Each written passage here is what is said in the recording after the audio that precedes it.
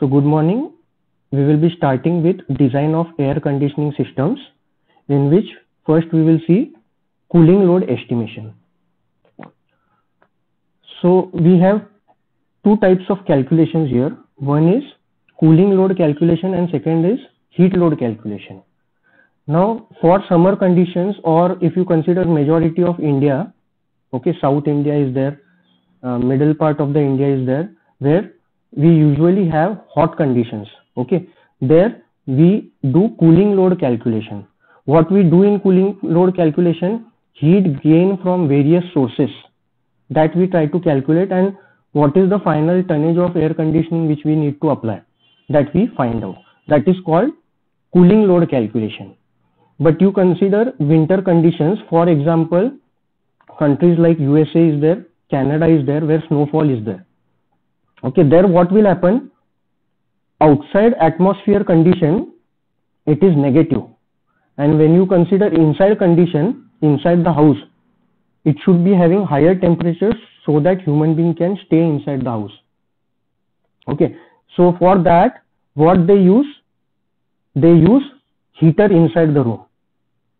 Okay, now that heat which is generated inside the room, it will be lost to atmosphere. Why? Because outside temperature, we are talking about the winter condition, outside temperature it is low. So heat transfers from higher temperature to lower. So from inside the room, heat will try to escape outside. Okay, so that is heat load calculation, heat losses to ambience. But when I say summer condition, or you consider countries like India, Sri Lanka, where the atmospheric temperature is high, in that case, outside temperature, surrounding temperature is high, inside we require less temperature so that we can feel comfortable. Okay, so we require air conditioning. Now in this case, what will happen? We have to maintain inside temperature less for summer condition, and outside temperature is more. Heat transfers from outside to inside. So from atmosphere, hot air will try to enter the room. Okay, so in that case, we do cooling load calculation and we find what are the different heat gains from various sources, so that we can suggest what is the tonnage of AC required. Okay, now in right side, if you see heat load calculation, there we have to estimate what should be the heat pump capacity. Okay, whereas in summer condition, we decide what should be the air conditioning capacity in tonnage. So that is the difference between cooling load calculation and heat load calculation. So if you consider India, mostly we do cooling load calculation. If you consider USA, there they will mostly do heat load calculation. Okay, next we will see cooling load components. Okay, so here a diagram has been shown, a photo has been shown. A room is there, office room you can say. A person is sitting over here. Then we have walls. Then partition wall is there, roof is there, floor is there. Then a glass is there. Okay, lighting is there, electrical equipments are there. So what are the sources of heat inside this room? There are classification is done based on two types, sensible heat and latent heat. Now in this slide we will not differentiate about sensible heat and latent heat, but what are the sources of heat? Here outside the room there is sun. Okay, so there will be solar radiation, so heat will enter through the window because of radiation. Then there will be conduction of heat through the glass. Then exterior wall is there, there will be conduction of heat through the wall to the room. Then conduction of heat from floor, from roof. Okay, now there are endless possibilities here. Okay, like here there could be a curtain. If curtain is there, definitely the amount of heat entering the room, it will be different. Okay, now whether the curtain is inside or outside, that will also matter. Okay, next, what are the different types of curtains? That is also important here. Okay, we have Venetian blind as well in offices. Next, exterior wall. There could be different thickness of exterior wall, different material. Okay, plaster could be different thickness, then wall thickness could be different, construction of the material of the wall, it could be different. Someone is using cement block, someone is using conventional brick, and so on. So there are different varieties over here, and the calculation will change according to the available room. Okay, and in detail, if you want to do the calculations, you need to refer carrier handbook. Okay, where each and every detail, what is the type of window, there are different types of window as well. Okay, then whether the roof is shaded or not. So all these things are very important when you do cooling load calculations. So when you consider the actual design where industry people do the cooling load calculation, they use either ASHRAE handbook or ISHRAE handbook or carrier handbook. Using that, all the data is given. What are the different type of wall, different type of glasses, what are the different type of shading available, what is the equipment load. If you consider laptop, what is the heat generated by the laptop, that is also given in those handbooks. Okay, so next load, if you see in this room, it is lighting. Lighting is there. Then people, from people you will get both sensible as well as latent heat. Equipment, then from partition wall, this is the partition wall. It could be artificial wall between the two cabins. From there also heat will enter. If one room is air conditioned and other is not air conditioned, then heat will enter through partition wall as well. So these are the different cooling load components. Next we will see sources of sensible heat. Now we will bifurcate that load. One is sensible heat and other one is latent heat. What is the source of sensible heat? What are the sources here? Solar heat gain through glass, solar heat gain through wall and roof, solar heat gain through partition, walls, ceiling and floor. Infiltration. Now if you see the previous slide, here you can see infiltration has been shown. What do you mean by infiltration? There are gaps in the windows, okay, or in the door. So because of that, outside air which is having higher temperature, it will enter the room, and that is called infiltration, and that is also generating some type of heat load inside the room, okay, for air conditioning system. Now that infiltration air is responsible, it is a source of both sensible as well as latent heat load, okay, cooling load. So infiltration is there. Then internal heat gain from people, power, lighting and appliances, etc. Additional heat gain not accounted above. So we consider a safety factor. As you have studied in design also, we have safety factor like that. Here also there are definitely some unaccounted part of the sources of heat. So there we use safety factor. Then supply duct heat gain. So suppose here supply duct is there. Now that supply duct, suppose here a duct is there. That supply duct, it is not properly insulated, so definitely it will also gain heat somewhere outside. So supply duct heat gain, that is also a source of sensible heat. Now we will see sources of latent heat. See basically what is this latent heat? It is in the form of moisture. Okay. So infiltration, that air which is coming from outside, it will have moisture content, and that forms the latent heat load. Then internal heat gain from people. So people will be perspirating, okay, sweating. So because of that, there will be latent heat load. Then steam and other appliances. Then vapor transmission is there. Suppose the industry is there, that part is some industry is there, and some process is there, because of that vapor transmission is there. So that vapor will also form source of latent heat. Additional heat gain not accounted above, safety factor.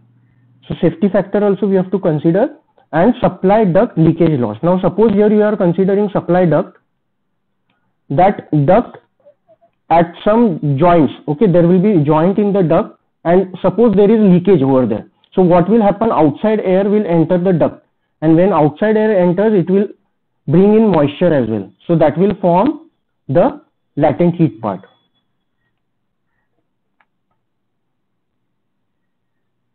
So these are the sources of latent heat. Now we will see a factor which is called room sensible heat factor. Very important factor. It is defined as ratio of room sensible heat to the room total heat. So here you can see RSHF. It is denoted by room sensible heat factor. RSHF is equal to RSH upon RTH. RSH upon RTH will be room sensible heat plus room latent heat. Now, what is the significance of this? We will see definitely. The supply air having its condition given by any point on this line will satisfy the requirement of the room. So what we do is basically using this room sensible heat factor, we plot a line like this. And if the supply air on psychrometric chart, we plot this line. So if the supply air, suppose that is point S, if that is on the slope of this line, okay, room sensible heat factor line, then it will satisfy the requirements of the room, meaning required sensible heat and latent heat will be picked up by the cold air which is entering the room. So that is the significance of this. We will see the further slides related to sensible heat factor. Now, how to plot this sensible heat factor? Okay, remember this procedure. So first step, how to draw the RSHF line. So here psychrometric chart has been shown.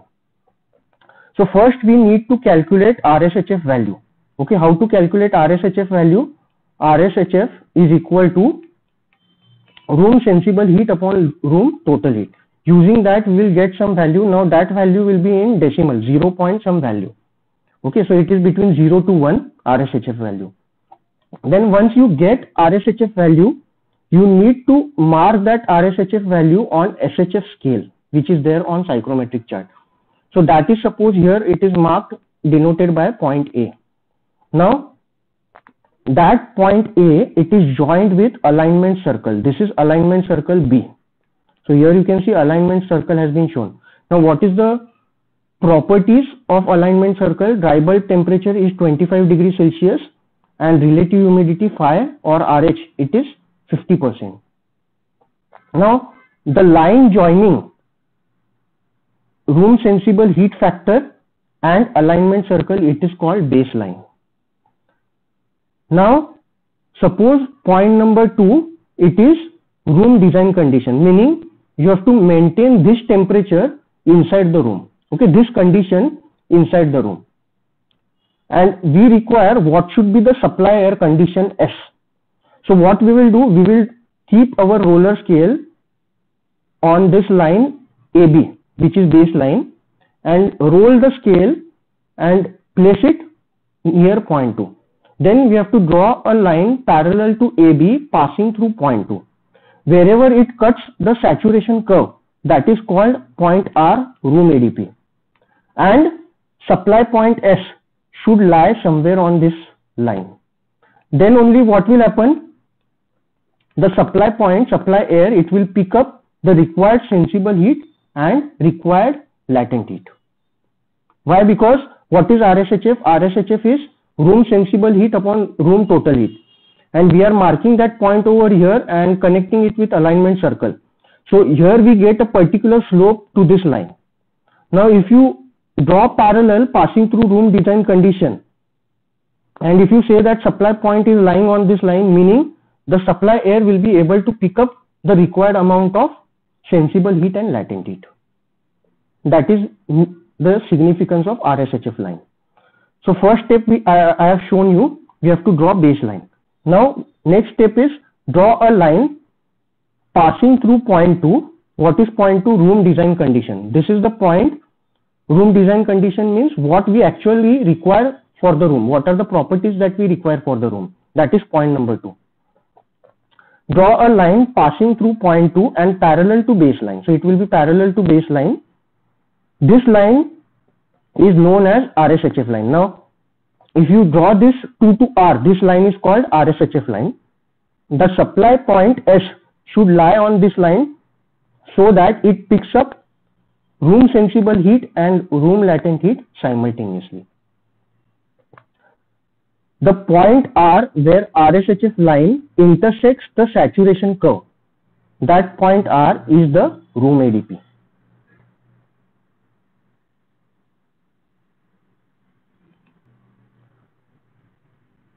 Now if you consider ASHRAE chart, there are two options to mark the sensible heat factor scale. This is the ASHRAE chart which has been shown over here. There is a sensible heat factor scale on right hand side of the chart, and here also you can see a semicircle has been shown. So either that room sensible heat factor, whatever you calculate, it can be plotted on this right hand side scale, or it can be plotted on this semicircle. Okay, both will give same result. Now understand the use of this semicircle. This SHF scale we will see in the numerical part. Okay, but we are not going to see this semicircle part in the numerical, so understand this. Now what is done here, you can see a small example is given here. Total heat gain is given 40,000 BTU per hour, and 14,500 BTU of that it is latent heat. Okay, so we can calculate sensible heat upon sensible heat plus latent heat. Okay, and using that we can calculate sensible heat factor. Now suppose that sensible heat factor is 0.64. So what is need to be done? You can see the scale over here, this semicircle. Here sensible heat factor values are marked. Okay, so here this will be 0.64, between 0.6 and 0.8. Okay, you have to mark it appropriately and connect it with the center of that semicircle. Now this is the required slope. Okay, here you can say that this is the baseline, and then whatever is the supply condition given, okay, design condition, here it is given in Fahrenheit, so 80 degree Fahrenheit and 50% RH. So this is the supply condition. You have to draw parallel to this baseline, passing through the condition wherever it cuts the saturation curve, that is ADP. Okay, so in this way you have to make use of this semicircle if you are looking at ASHRAE chart. Okay, but we are not going to use this ASHRAE chart. Just for your information, I have given this point. Next, we will see the significance of this room sensible heat factor. The supply air having its condition given by any point on this line will satisfy the requirement of the room. So here you can understand that this is the room design condition, point number 2, and this is the RSHF line. Wherever it intersects the saturation curve, there you will get room ADP R. Now how to draw this RSHF line? We will first find room sensible heat factor, mark it on the sensible heat factor scale, then join that with the alignment circle. Now this line is called baseline, and then we have to draw parallel to baseline from point number 2. That line is called RSHF line. Okay, now here some examples are given. Supply condition S1 is given, S2 is given, S3 is given, S4 is given, and S is given. So on this RSHF line we have multiple supply conditions. So which one is the optimum one for us? Point S. Why? Because there minimum airflow rate is required. Why? Because here you can see there will be bypass. Okay, if you consider, actually this should have been up to R, point R. You can say it like that, but we are going up to F only. So what is the optimum point here? The point which is the leftmost point, that is the optimum point, supply point. Okay, the supply condition at S requires minimum air, and at S4 it is maximum of all the 5 points. Okay, so S is the minimum airflow rate requirement, and if you consider S4, it is the maximum airflow rate requirement. Okay, so according to that we have to select the point. So this is about room sensible heat factor. Now this much is enough for us to solve first numerical. Okay, other parts we will see later on. So we'll go to the numerical now.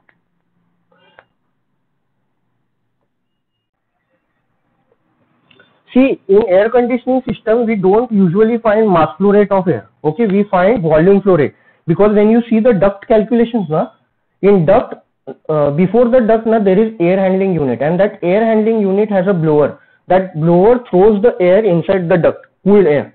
Okay, now when you consider the duct calculation, inside the duct we usually denote by volume flow rate, not mass flow rate. That is why when we do the cooling load calculations, there we don't find mass flow rate, we find volume flow rate. Now in this question also, when supply total air is required, we are going to calculate, there you will calculate volume flow rate, not mass flow rate. Okay, so we will solve this question now. Okay, so we will be starting with the cooling load calculations. So understand this question.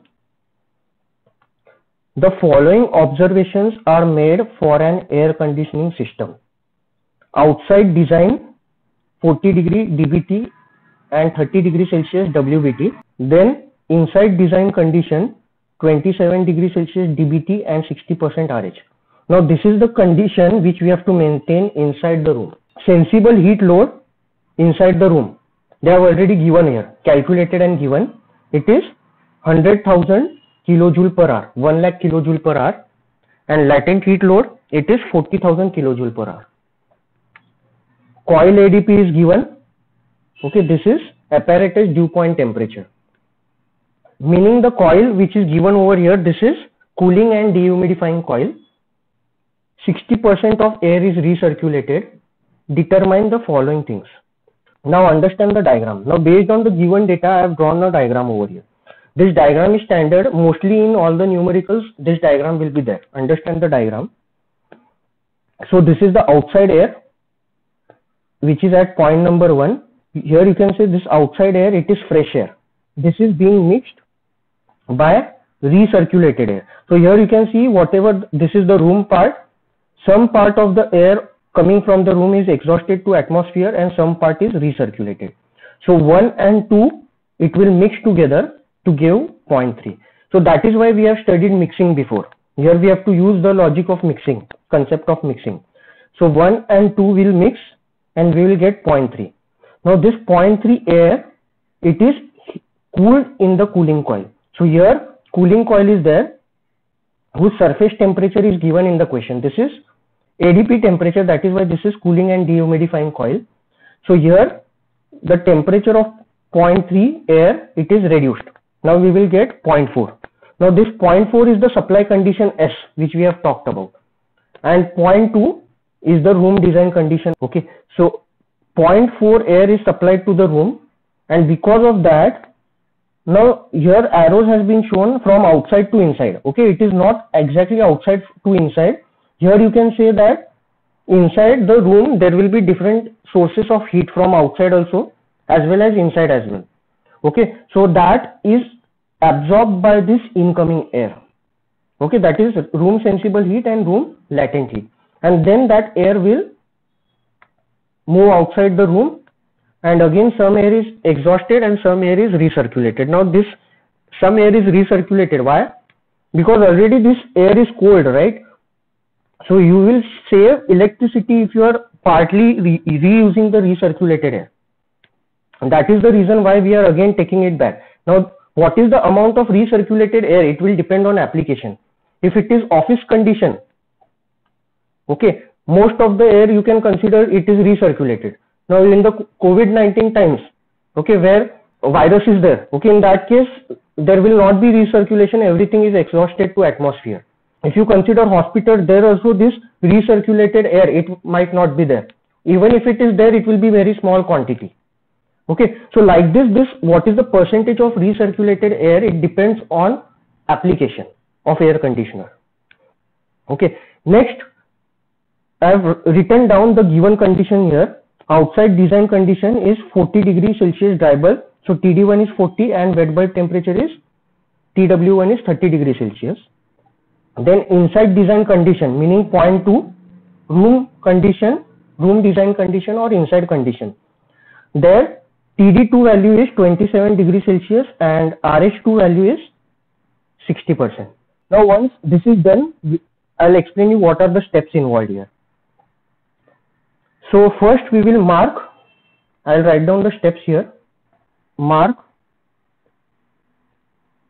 1 and 2 point on psychrometric chart and join it. Okay, so you have to remember these values and go to the psychrometric chart.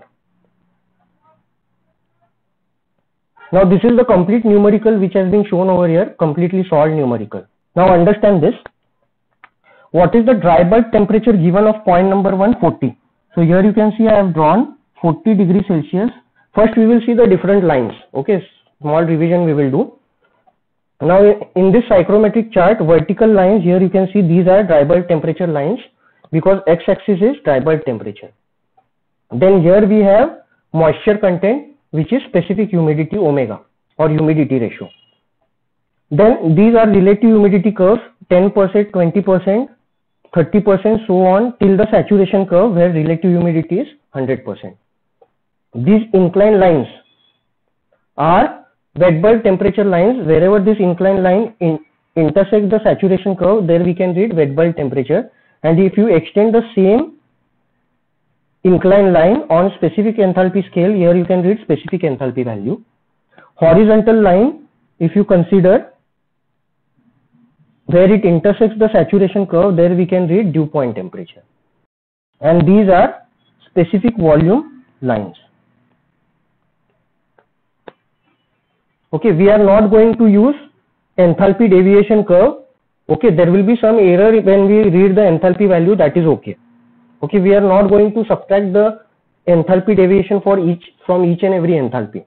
Next, we will mark point number 1. Now point number 1, dry bulb temperature is 40. So this is 40 dry bulb temperature.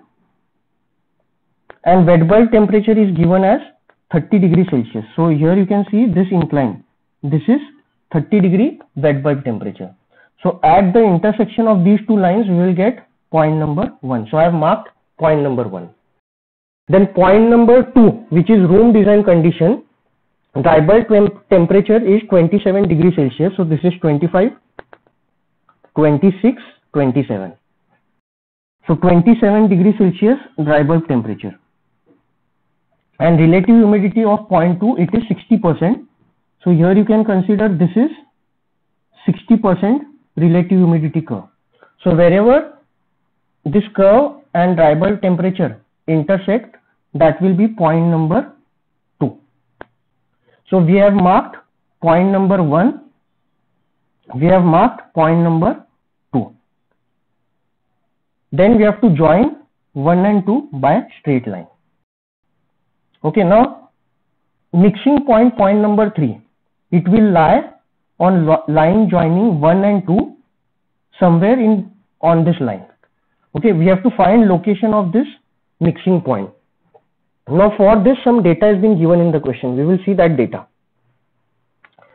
What is given here? 60% air is recirculated. Understand meaning of this. So here you can see this is recirculated air and this is fresh air. Recirculated air, it is 60%. So what will be the fresh air percentage? It will be 40%. So 40% fresh air will mix with 60% recirculated air, and at point 3 you will have 100% air. This is meaning of the given data. So what you can write here, m dot dA2 is 60% of m dot dA3. Why? Because this is 60% and this is 100%. So what I can write, m dot dA2, it is 60% of m dot dA3. So I will write down that data. Now we have to locate point 3. So locating point 3. In order to find point 3, we need to use concept of mixing. Okay, so m dot dA2 upon m dot dA3 is 60%, right? 0.6. So what is given here, m dot dA2 is 60%, 0.6 of m dot dA3. We have written that. Now how to write down this equation in terms of either dry bulb temperature, it can be written, or it can be written in terms of length. So I'll go back to the psychrometric chart. Now this is point 1, this is point 2, and we have drawn 1 to 2 line. Okay, point 3 will be somewhere in between. We don't know the location, but we know the mixing proportion. So approximately, suppose here we have point 3. So how we will write the ratio? What is the given ratio? I'll write down the equation here. The equation is m dot dA2 upon m dot dA3 is equal to 0.6. Now this point 3, it divides this line 1 to in inverse ratio of mixing masses. What is meaning of that? When we consider m dot dA2 we have to consider the length of remaining 2 points. So we will consider length 1, 3. So I'll write down equal to length 1, 3 divided by m dot dA3, that point is in between. So length 1, 2 we have to consider. So divide by length 1, 2. Now in detail, we have already covered how to write down this equation during mixing, okay, in psychrometry. So you can refer that video. Okay, now after completing this, what we can do, we can keep the scale at 0.1 and we can read the distance 1 to 2. Okay, so in this equation, we have 0.6, we have length 1 to 2, so we can calculate length 1 to 3. So we will calculate length 1 to 3. Now I am getting this value length 1 to 2 as for the given chart. Okay, it will depend on the chart size. Okay, suppose you take small xerox of the chart, definitely the length will vary. If you are enlarging the chart while taking xerox, length 1 to 2 will change, it will increase. So it will depend on chart to chart. Okay, so this what I am saying, this length, it is for my chart. Okay, the length will change for your chart. Okay, so length 1 to 2 is equal to, I am getting this value as 65 mm. So if I calculate this length 1 to 3, I am getting this value as 39 mm. So what I'll do now, I'll keep my scale at 0.1. Why? Because this is length 1 to 3. Okay, so keep scale at 0.1 and 39 mm you have to mark 0.3. So after joining 1 and 2 using this mixing proportion and length 1, 2, I got length 1, 3, so that I can mark point number 3. This is which point? Point after mixing. So now you can understand the arrows. 1 to 3 is like this, and after mixing we will get point number 3. So we have located point number 3. So I'll write down here as well the calculation part. So this value will be length 1 to 3 upon length 1 to 2 equal to 0.6.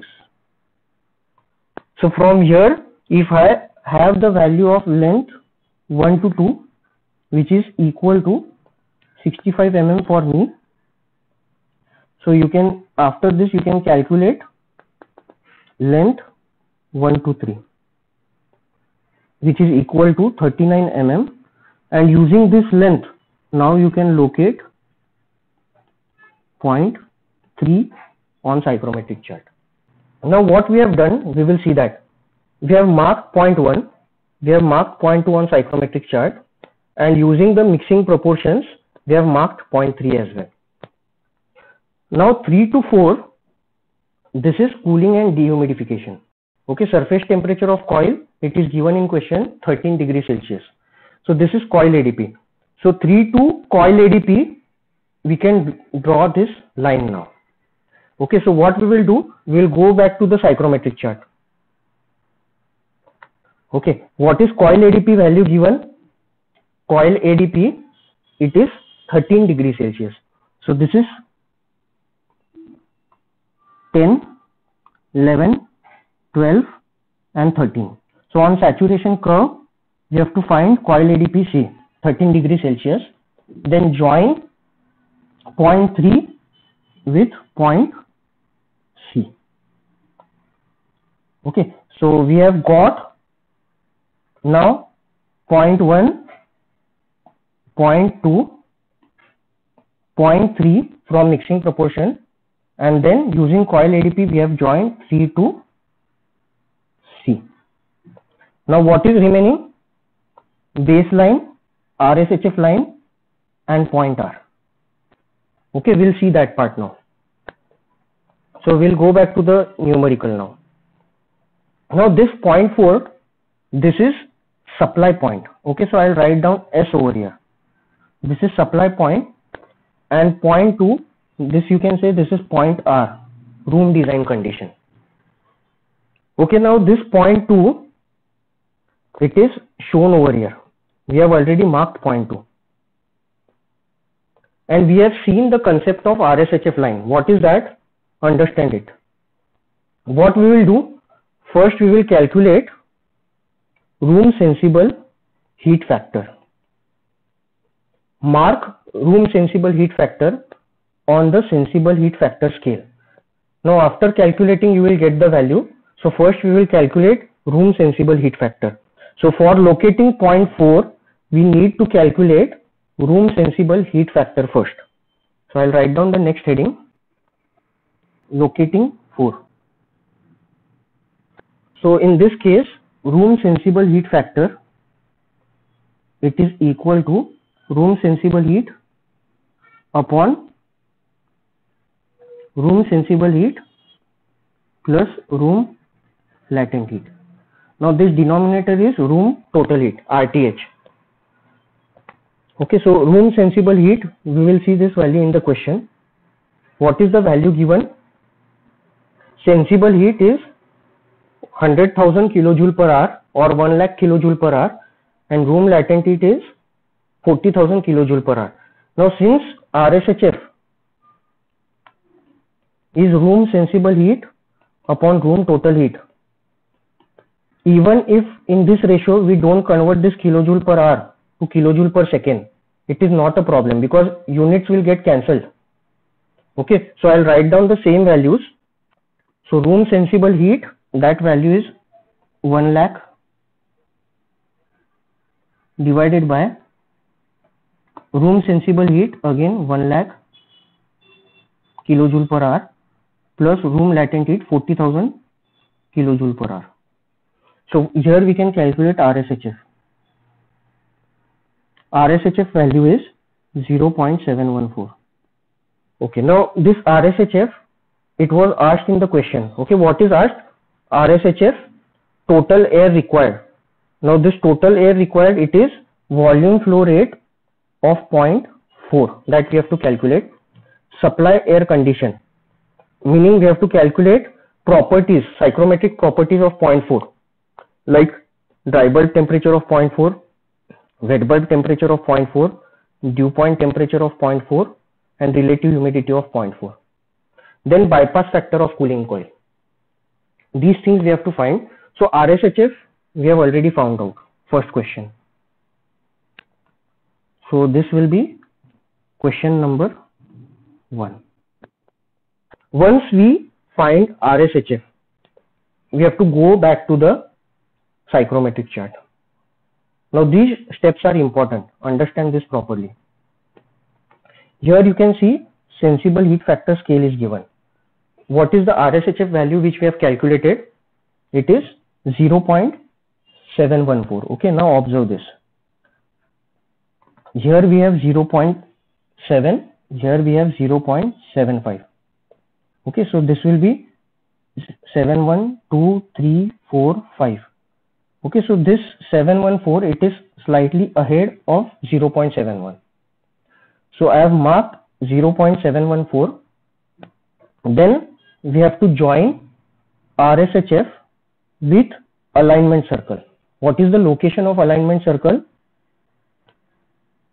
25 degrees Celsius dry bulb temperature and 50% RH. Okay, so I have joined RSHF with alignment circle. This is called which line? Baseline. Now keep your roller scale on this line, roll the roller scale, bring it to point 2 and draw a line parallel to baseline passing through point 2. That line is called RSHF line. Now this RSHF line, it will somewhere intersect the saturation curve. Wherever it intersects the saturation curve, we will mark that point as point R, room ADP point R. So observe this. This is baseline. This is RSHF line. Wherever it intersects saturation curve, that is R, room ADP. Now what we have done, as discussed previously, we have drawn RSHF line through point 2. What is this point 2? Room design condition. Okay, so here you can see point 2, it is room design condition. Now supply air condition, that is point 4, it should lie on this RSHF line so that the supply air, it will pick up the given sensible heat and latent heat. So if you go back to the psychrometric chart, you can see point 4, it is there on this RSHF line. Next we will see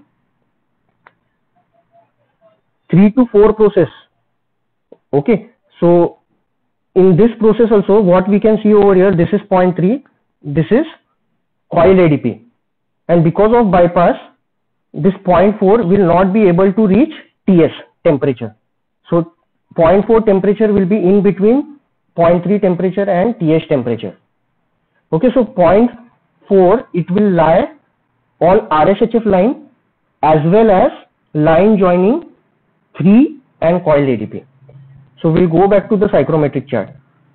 So from point 2, I have drawn RSHF line. Point 4 should lie on RSHF line. Then from point 3 to coil ADP, I have drawn the line, and point 4 should lie on this line as well. So where will be the final position of the point 4? At the intersection of line 3C and RSHF line. So here you can see I have marked point number 4. Now finally you have to draw all the dark line. Base line will be light, RSHF line will be light. What will be dark line? 1 to 3, this is dark. 2 to 3, this is dark. After mixing we will get 0.3. Then 3 to 4, this will be dark, and 4 to 2, this will be dark. All the other remaining lines, they will be light. Okay, now we have plotted everything on psychrometric chart. Now we will go to the calculation part. What is the next question asked? We will see that. What is the second question asked? Total air required. Where is the total air required? At point 4. So we have to calculate V dot A4.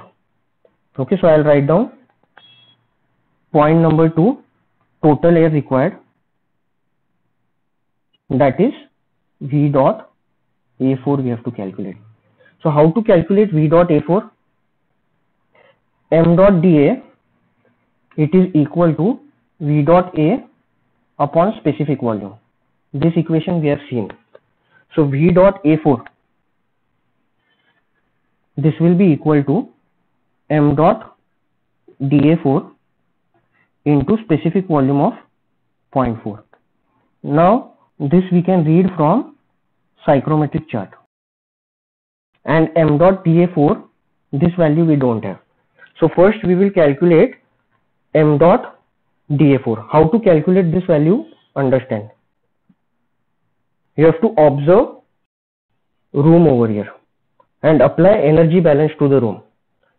By applying energy balance to the room, energy entering in is equal to energy leaving the room. Okay, so what is energy entering inside the room? It is M dot dA4 into specific enthalpy of 0.4 plus room sensible heat plus room latent heat. This is energy entering in equal to what is exiting out, same mass flow rate. So M dot dA4 into enthalpy of 0.2 H2. Okay, so I'll apply energy balance to the room to calculate M dot dA4. Okay, so by energy balance, I can write down energy in. Okay, it is M dot dA4 into H4 plus RSH plus RLH equal to M dot dA4 into H2. Now RSH and RLH, it is given in question, and H4 and H2 we have to read from psychrometric chart. So I'll go back to the psychrometric chart. Okay, we have to read H2 and H4. So here this is point number 2. Okay, we have to draw from point number 2 line parallel to this specific enthalpy line. Okay, so here I have drawn the parallel line passing through point 2. Wherever it intersects the specific enthalpy scale, there we can read value of specific enthalpy. Now read the value here. This is 60, then 60.5, 61, 61.5 and 62. So H2 enthalpy of point 2, that value is 62 kilojoule per kg of dry air. Next, point 4 enthalpy. Here if you extend, you will get that value as, this is 50, this is 51 and this is 51.5. Approximately H4 value, it is 51.5 kilojoule per kg of dry air. So we will substitute these values in the equation which we have written. Okay, so here we have to calculate m dot DA4.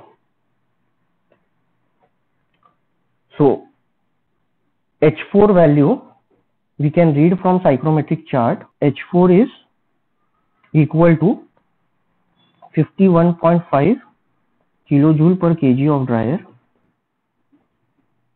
and H2 value, it is equal to 62 kilojoule per kg of dry air.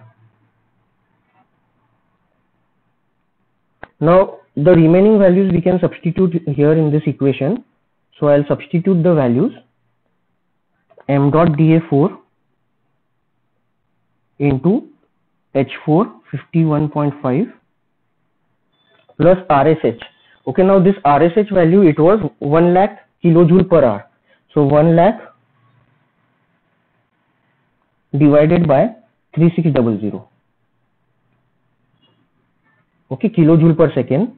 This is energy balance, no? That is why you can see the unit over here. This is kilojoule per second. All the units will be kilojoule per second, each and every term. Plus RLH, it was 40,000 kilojoule per hour. So divide by 3600 to convert kilojoule per second, equal to m dot DA4 into H2 62. So now we can calculate m dot DA4. M dot DA4 is equal to 3.7 kg of dry air per second.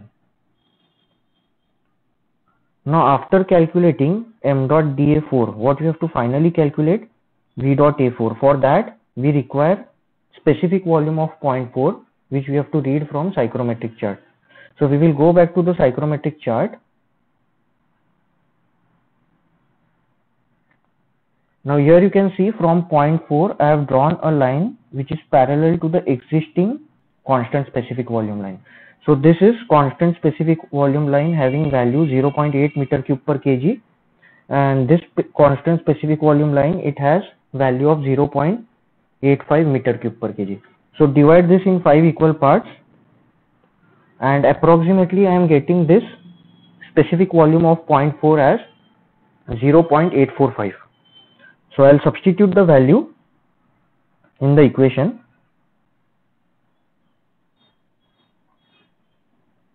So V dot A4 is equal to mass flow rate of dry air of 0.4 multiplied by specific volume of 0.4, which is equal to 3.7 multiplied by 0.845. So we can calculate now V dot A4, which is equal to 3.1265 meter cube per second, multiplied by 60 to convert this in meter cube per minute. So V dot A4 is equal to 187.59 meter cube per minute.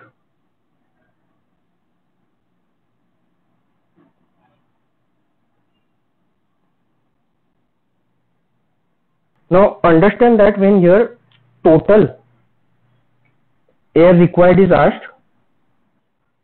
Okay, sub question number 2. We are calculating which part? V dot A4. Why?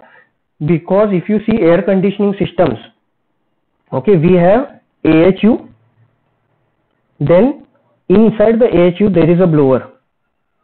Okay, that blower, it is supplying air through duct to the room. Okay, so when we design the duct, there we consider volume flow rate. So input from this V dot A4 input, from here it will be sent to duct designing calculations. So if we are able to calculate this part V dot A4, we can give the input. Suppose this is one room, this is second room. Okay, and depending on the load calculation, here we got VA4 value as some particular value, and for this room also we got some particular V dot A4 value. Now there is a duct coming over here, it will divide in two parts like this, suppose, for example. So appropriately the air will be divided. Whatever volume flow rate is required here, it will be divided, and here also it will be divided. So according to this volume flow rate and the pressure drop in the duct, there will be pressure drop. We have to maintain a proper pressure at the inlet of the duct with the help of a blower. Okay, so this V dot A4, it becomes the input for this ducting system calculations. Okay, so we have calculated V dot A4. See this question now. Supply air condition. Okay, what is the supply air condition? We have to calculate properties at point 4. So I'll go back to the psychrometric chart and read the properties of point 4. Now here point 4, approximately dry bulb temperature, if you see, this is TD4, 20 degrees Celsius. Then wet bulb temperature, you have to draw incline from point 4 wherever it cuts saturation curve. Then we have to read TW4. Okay, so this is 15, 16, 17, this is 18. So this is 18.1. So TW4 is 18.1. Dew point temperature, this is 15, 16, 17. Okay, and this point is above that. So approximately this is 17.2 degrees Celsius, dew point temperature of 0.4. And then we will read RH value of 0.4. So this is RH curve. Okay, this is having what value? 80%. So this is 80% curve, and this is 90% curve, and this is saturation 100% RH. So this percentage, I am reading this approximately, it is 84% RH4. So we can write down the values now. So what is the condition? Sub question number 3, supply air condition, that is 0.4. So I'll write down.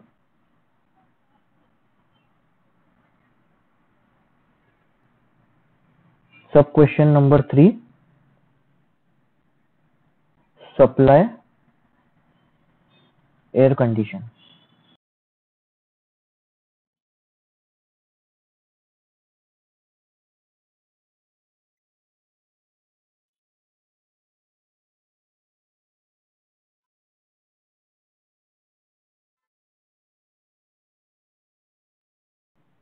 Okay, so these are the values which we read from psychrometric chart for 0.4.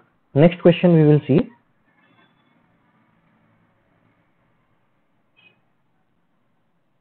It is bypass factor of the cooling coil. Okay, now entry temperature is TD3, surface coil temperature is 13, and 4 is the actual temperature which we have got. So there will be some bypass. Okay, so how to calculate bypass factor, we will see that. So 3 to 4 is the process, 3 to C is the process, and actual process is 3 to 4. So what will be the bypass factor equation? TD4 minus TS, surface temperature of cooling coil, divided by TD3 minus TS. Okay, so I'll write down the equation.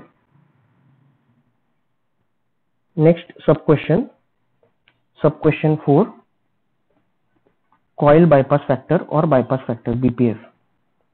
So BPF will be TD4 minus TS upon TD3 minus TS. Okay, TD4 value we have already read. It is 20 minus surface temperature given in question 13 divided by TD3 value. You can read from psychrometric chart. TD3 value, it is 30, 31, 32. So this is 32 and this is ahead of 32.3. So 32.2 TD3 minus TS 13. So I can calculate coil bypass factor. It is equal to 0.36. Now here I can draw the diagram as well. Suppose this is the temperature versus length diagram. So here we have TS temperature which is maintained constant. That is 13 degrees Celsius. And entry temperature will be TD3 and that temperature it is reduced to TD4. So from this diagram also I can write bypass factor equation. Okay, TD4 minus TS divided by TD3 minus TS. Now this can be written in terms of length as well. Okay, so I will show you the formula of this. Bypass factor, it is equal to length C4 upon length C3. Okay, so how I have written this, I'll show you the diagram of psychrometric chart. This is psychrometric chart. Okay, and we have shown the process like this. This is point 3, this is point 4, and this is point C. Okay, so bypass factor we have written TD4 minus TS upon TD3 minus TS. Okay, or you can write length C4 upon length C3. Okay, you can measure the length using scale on psychrometric chart. Okay, so if you go to the psychrometric chart, here you can actually measure the length C4 using scale divided by length C3. In that way also you can find coil bypass factor. So we'll stop over here and continue with numericals in next lecture.